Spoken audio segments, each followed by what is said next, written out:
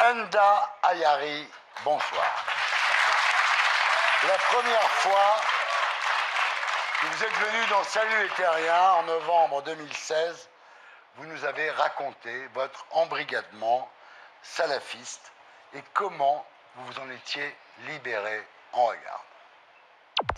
Enda Ayari, bonsoir. Il y a un an, après les attentats que nous commémorons cette semaine, vous avez publié cette photo sur Facebook avec un message. À 20 ans, j'étais jeune et salafiste. À 39 ans, je suis une femme musulmane libre.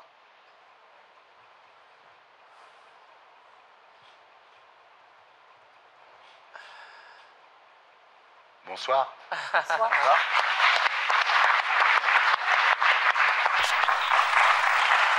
Alors, déjà à l'époque de votre premier livre, vous révéliez avoir été victime d'un viol par un homme dans un hôtel à Paris, un intellectuel musulman que vous appeliez Zoubeir.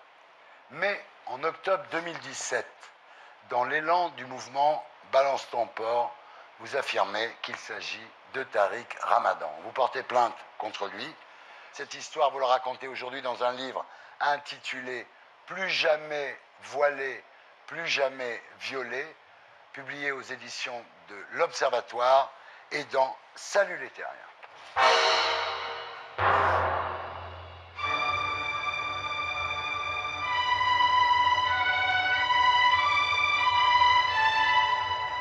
Alors vous racontez votre dépression en 2010, après votre divorce d'un mari salafiste. Vous vous retrouvez au chômage, sans logement, vous avez perdu la garde de vos enfants, vous n'avez pas encore abandonné à l'époque le salafisme, et vous contactez Tariq Ramadan pour savoir s'il faut enlever le voile pour trouver du travail. Et là, vous entamez avec Tariq Ramadan un certain nombre de conversations sur Facebook. Quel type de conversation à l'époque ? En fait, lorsque je l'ai contacté, c'était surtout pour lui poser des questions par rapport au fait que j'étais contrainte de retirer le voile pour trouver du boulot, Ouais. pour pouvoir récupérer la garde de mes enfants. Et donc les questions, j'en ai profité pour poser des questions, surtout religieuses en fait. Ouais. Moi, il faut savoir que j'étais embrigadée et on ne sort pas comme ça d'un embrigadement. Donc j'étais persuadée que si je retirais le voile, j'irais en enfer. Ouais. Et j'avais besoin d'être rassurée par rapport à cette épreuve.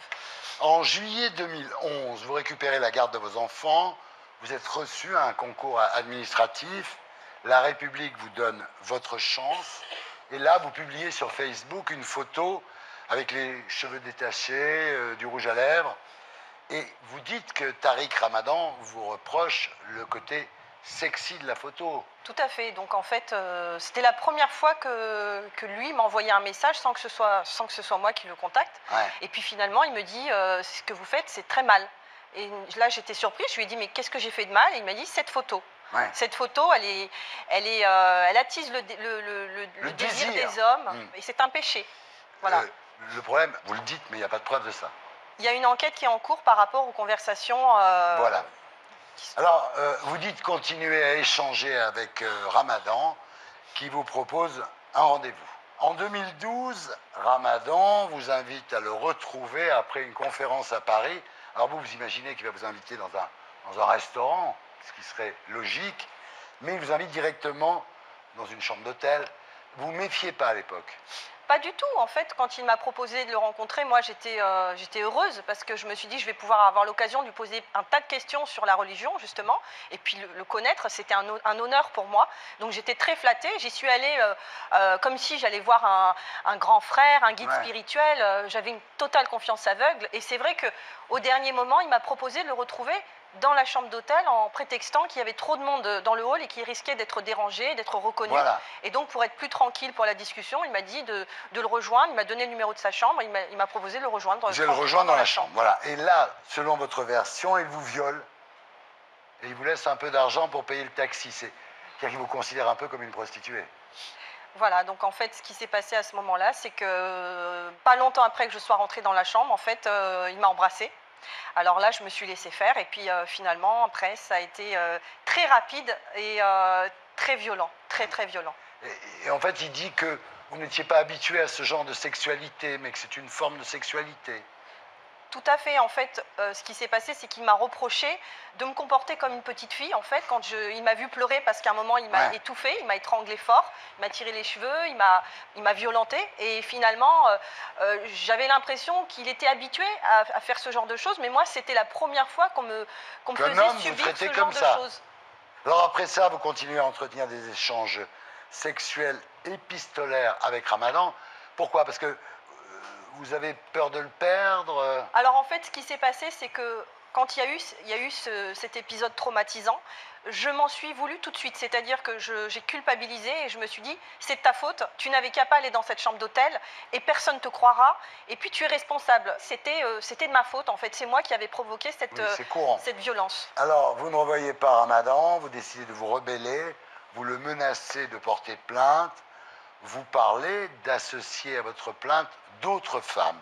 Et ça, c'est un argument pour la défense de Ramadan qui dit, en fait, vous voyez bien qu'il y a un complot, c'est-à-dire qu'elles sont toutes d'accord pour accuser Tariq Ramadan. Moi, j'ai réfléchi et j'ai commencé à faire des recherches sur lui.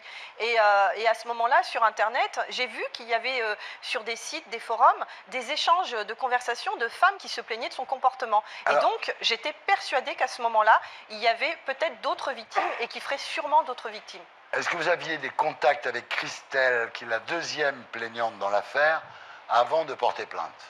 Vous la connaissiez? Tout à fait. En 2012, en fait, quand j'ai fait ces recherches, on m'a mis en contact avec cette jeune femme qui, elle, m'a contactée, c'est elle qui m'a contactée sur Facebook en me disant qu'elle est au courant de ce que j'avais subi, qu'elle n'était pas surprise puisque elle-même l'avait subi quelques années avant. Et à ce moment-là, nous avons échangé pendant quelques mois sur Facebook. Nous ne sommes jamais rencontrés et ça a duré quelques mois. Après, je n'ai jamais eu de nouvelles de cette jeune femme. Alors là, vous dites que Ramadan vous menace de mort, vous et vos enfants. Je lui ai dit que j'allais déposer plainte contre lui parce que je trouvais que c'était vraiment très grave. Et à partir du jour où il a parlé de mes enfants, là, j'ai vraiment fait marche arrière. Parce qu'en fait, mes enfants, c'est mon point faible. Et j'ai tout fait pour le remettre en confiance et pour le persuader que je ne ferai vraiment rien contre lui. Alors vous décidez de vous taire pendant des années, mais en novembre 2015, après le Bataclan, vous publiez ces deux photos sur Facebook. Tout à fait. C'était ma manière à moi de dire que je ne pouvais pas accepter ce qui s'est passé et dire voilà ce que j'étais et voilà ce que je suis devenue aujourd'hui. C'est l'époque du livre pour lequel nous vous avions reçu. Donc j'ai choisi d'être libre, publié chez Flammarion, où Ramadan s'appelle encore Zuber dans ce livre, on est bien d'accord. Mais quand arrive l'affaire Weinstein, l'affaire Balance ton porc, vous vous lancez, vous dites, en fait Zuber, je ne l'ai pas dit à l'époque, mais c'est Ramadan. Vous déposez plainte contre lui et l'affaire Ramadan est lancée à ce moment-là. C'est vous qui avez déclenché l'affaire. Tout à fait. En fait, quand j'ai écrit le livre « J'ai choisi d'être libre », j'avais déjà raconté ce qui s'était passé et on m'avait conseillé d'en parler. Sauf que moi, j'avais très peur. Il fallait trouver un pseudo pour pas qu'il soit reconnu. Et finalement, j'ai été contactée par des gens qui l'ont reconnu, qui m'ont même proposé de l'argent pour mon témoignage. Attendez, là c'est très important. Qui vous a proposé de l'argent? Une chaîne saoudienne qui m'a contactée au mois de juillet 2017, qui m'a proposé beaucoup d'argent, justement, parce qu'ils ont reconnu Ramadan. Ils m'ont dit qu'ils étaient au courant qu'il avait fait ça à d'autres femmes. Et j'ai refusé à ce moment-là en disant que je ne voulais pas de cet argent, que je n'étais pas prête à porter plainte ni à témoigner. Et quand il y a eu l'affaire Weinstein, j'ai eu comme un déclic en fait, parce que je me suis dit, mais si ces femmes le font et nous conseillent de le faire, peut-être qu'il faut que je le fasse, peut-être que c'est le moment ou jamais et que je n'aurai jamais d'autres possibilités qu'à cet instant. Et c'est pour ça que j'ai parlé. Tariq Ramadan nie le viol, évidemment. Il vous a bien rencontré, dit-il, mais au Bourget, après une conférence. C'est faux, totalement faux, je ne suis pas allée au Bourget. D'ailleurs, dans sa déposition, il dit même que je portais le voile quand il m'a rencontré, ce qui est totalement faux, puisque quand il m'a rencontré, déjà, je ne portais pas le voile. Je postais des photos sur Facebook sans le voile, justement. C'était la période où j'avais vraiment commencé à retirer le voile. Alors, en revanche, vous recevez à l'époque des dizaines de témoignages de femmes disant avoir été victimes de Tariq Ramadan, à commencer par une dénommée Christelle, donc qui porte plainte. Elle est handicapée, cette femme. Elle a des béquilles et elle raconte que Ramadan a donné un coup de pied dans ses béquilles pour qu'elle tombe par terre avant de la sodomiser, de la violer avec un objet et de lui uriner dessus. Voilà ce que raconte Christelle. Oui. Alors, évidemment, à ce moment-là, la défense de Ramadan produit un billet d'avion en disant mais il n'était pas là ce jour-là, il ne peut pas avoir fait ça, sauf que il n'a pas pris l'avion ce jour-là. Alors, Tariq Ramadan, à ce moment-là, est mis en examen. Il est incarcéré à l'hôpital pénitentiaire de Fresnes parce qu'il est malade. Il a la sclérose en plaques. Donc il dit, j'ai besoin de sortir pour me soigner. L'administration lui répond non. On va vous soigner à l'hôpital pénitentiaire de Fresnes. Voilà. Et il est toujours en prison, malgré les demandes répétées de ses avocats. Tariq Ramadan, bien sûr, qui est présumé innocent. On est bien d'accord. Alors depuis, il y a eu de nouvelles plaintes. Il y a une escort girl qui est citée aussi, malheureusement pour elle, dans l'affaire du Carlton à Lille, l'affaire DSK. Je la trouve doublement courageuse parce qu'avec un parcours aussi difficile que le sien, Ouais. Pour qu'elle trouve la force et le courage de parler aujourd'hui, c'est que vraiment, elle a dû vraiment souffrir, beaucoup souffrir avec cette personne. Il y a une Américaine aussi qui porte plainte par téléphone. Elle appelle l'administration française des États-Unis en disant « J'ai été violée par Ramadan ». Voilà. Il y a une Suissesse aussi, mais là, tout ça est en train d'être étudié. Donc on ne peut pas trop en parler parce que c'est en cours. Voilà. Pour vous, Enda, la vie est devenue un enfer, j'imagine, non? Oui. Je savais que ce serait difficile, mais je ne pensais pas que ce serait aussi violent. C'est très difficile parce que vous êtes obligé de sortir déguisé avec un chapeau ou un bonnet, des lunettes noires. Ensuite, on crève les pneus de votre voiture. On met des excréments devant votre voiture. Oui, on m'a tout fait. Sur les réseaux sociaux, vous savez qu'on vous accuse d'être financé par le Mossad, qui sont les services secrets israéliens. Alors le Mossad, il vous donne combien? Rien. Rien. Rien. C'est faux. C'est totalement faux. Dès le départ, on a dit que j'étais payée par les sionistes. Et lui-même l'a dit sur sa page Facebook.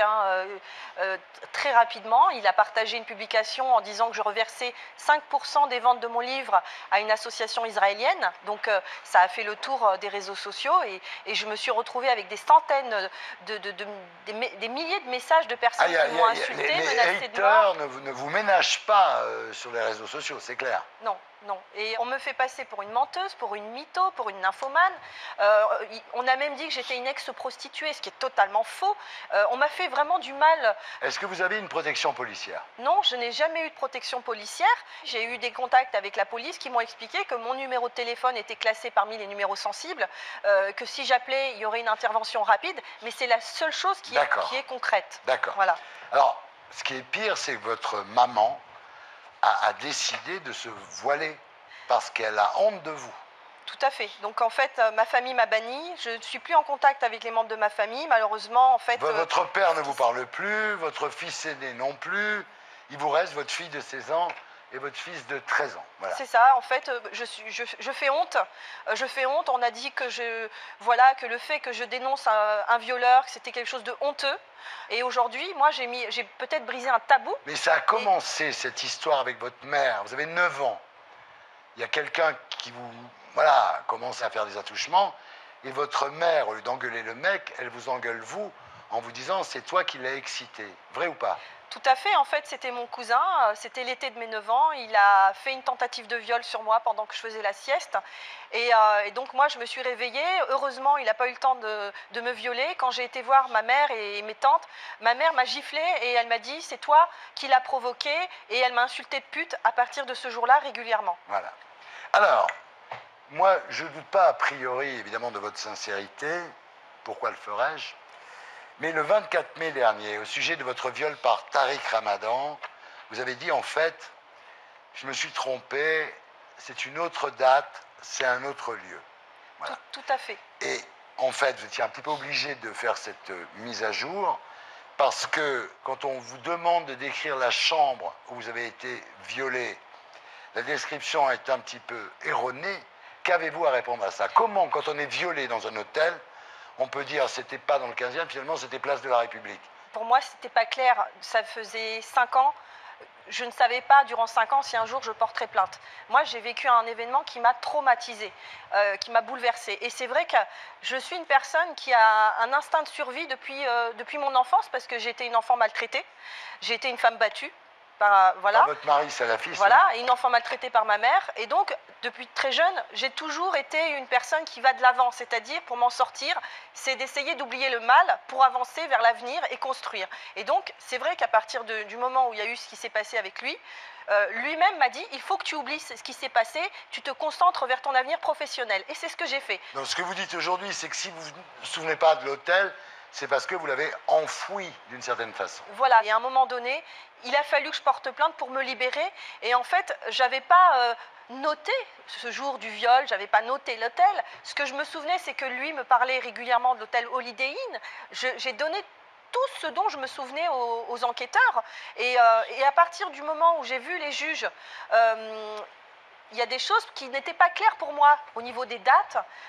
J'avais donné une date de mémoire, c'était le printemps 2012. Alors j'avais dit mars, après j'avais dit peut-être avril. Et puis finalement, quand je suis rentrée chez moi, j'ai passé toute une journée à faire des recherches dans mes papiers et je suis tombée sur un agenda de 2012. D'accord. Et sur cet agenda, il y a noté une date avec une adresse que j'ai immédiatement donnée aux juges en leur disant ça doit être ce jour-là. Donc en fait, c'est une précision, ce n'est pas un changement de version, c'est simplement une précision justement pour essayer d'éclaircir l'enquête et surtout de faire éclater la vérité. Vous comprenez que la défense de Ramadan en profite, évidemment. Tout à fait. Tout à fait. Alors, ça a quand même obligé cette histoire, Tariq Ramadan, à reconnaître qu'il avait commis des infidélités, ce qui est nouveau. Parce que quand on écoute Tariq Ramadan, en fait, c'est toujours le type qui trompe pas sa femme, qui est super sérieux, etc. Là, on voit quand même que ce n'était pas le mec le plus fidèle du monde. Déjà, c'est un point. C'est une victoire, déjà. Tout à fait. Il ne faut pas toujours se fier aux apparences. Les personnes qui prônent la moralité, la vertu et qui en plus prônent un moratoire sur la lapidation pour les personnes adultères, lui-même, dans sa vie personnelle, n'est pas le meilleur exemple, on va dire. Voilà, ça c'est une chose. Même, en même temps, infidélité ne veut pas dire viol, on est bien d'accord. Tout à fait. Bon. Alors la prochaine étape, c'est la confrontation. Vous êtes d'accord pour une confrontation avec Ramadan, j'imagine? Bien sûr, et c'est très important parce que moi, ce que je souhaite, c'est qu'il reconnaisse ce qu'il a fait. Il sait ce qu'il m'a fait subir. Enda, si vous aviez Tariq Ramadan en face de vous, là, maintenant, vous diriez quoi? Je lui dirais de dire toute la vérité, de s'expier de ce mal qu'il a fait et je veux dire, dans la vie, on a toujours la possibilité de rattraper ses erreurs, de rattraper le mal par le bien. Et pour moi, ce serait de dire la vérité et de reconnaître ce qu'il m'a fait. Parce que il sait ce qu'il m'a fait subir. Et les personnes qui le soutiennent sont nombreuses à me faire passer pour une menteuse. Lui-même le fait, son avocat. Et moi, jamais j'aurais fait ça pour de l'argent. J'aurais jamais risqué ma vie.